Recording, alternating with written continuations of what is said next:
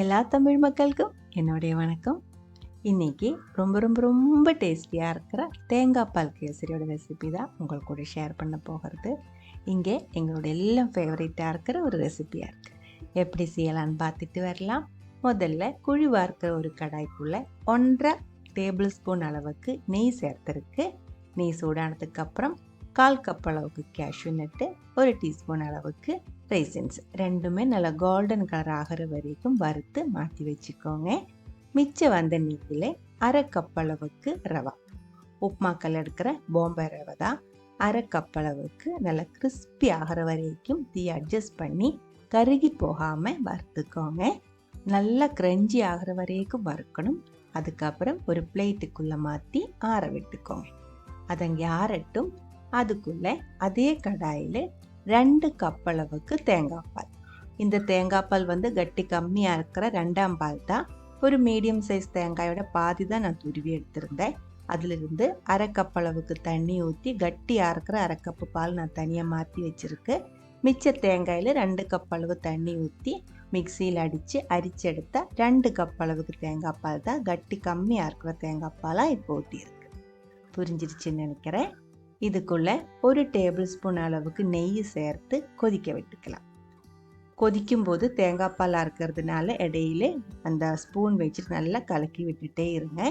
நல்லா கொதிச்சதுக்கப்புறம் தீ கம்மி பண்ணி வச்சு நம்ம வறுத்தெடுத்து ஆற விட்டுருக்கிற ரவா இதுக்குள்ளே சேர்த்து கைவிடாமல் கட்டி இல்லாமல் நல்லா கலக்கி விட்டுக்கோங்க. நெய் ஃபுல்லாக அதில் மிக்ஸ் ஆனதுக்கப்புறம் நம்ம இதில் இனிப்புக்கான சர்க்கரை சேர்த்துக்கலாம்.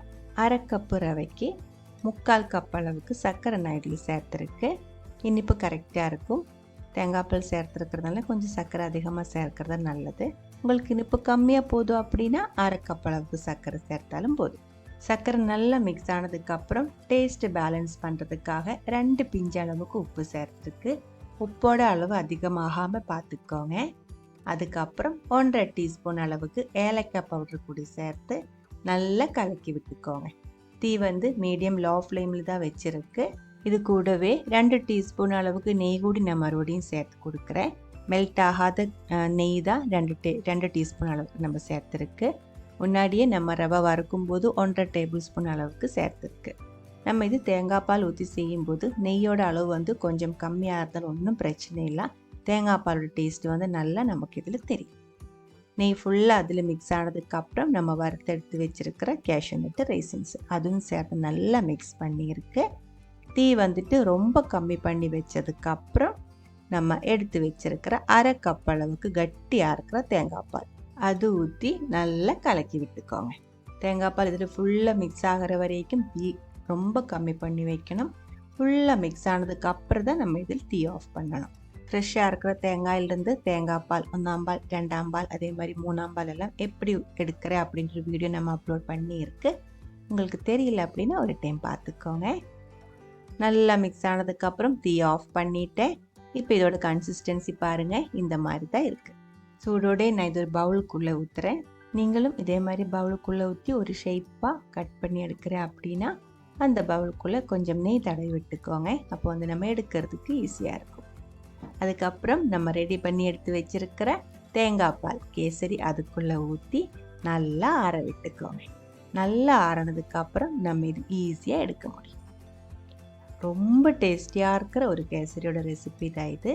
இதில் நம்ம கலர் எதுவுமே சேர்க்காததுனால நேச்சுரலாக இருக்கிற ஒரு கலராக இருக்கும். நீங்கள் இது கூட உங்களுக்கு பிடிச்ச ஃபுட் கலர் வேணா சேர்த்துக்கலாம். கலர் சேர்க்கும்போது டேஸ்ட் ஒன்றும் மாறி போகாது. தேங்காய் பாலோட டேஸ்ட்டு பிடிக்காதவங்க இந்த ஒரு ரெசிபி ட்ரை பண்ணாமல் இருக்கிறதா நல்லாயிருக்கும். ஏன்னா இதில் தேங்காய் பாலோட டேஸ்ட்டு தான் அதிகமாக இருக்குது. இந்த ஒரு ரெசிபி உங்களுக்கு பிடிச்சிருந்தா மட்டும் ட்ரை பண்ணி பாருங்கள். அதுக்கப்புறம் உங்களோட கமெண்ட்ஸ் எல்லாம் சொல்லிடுங்க.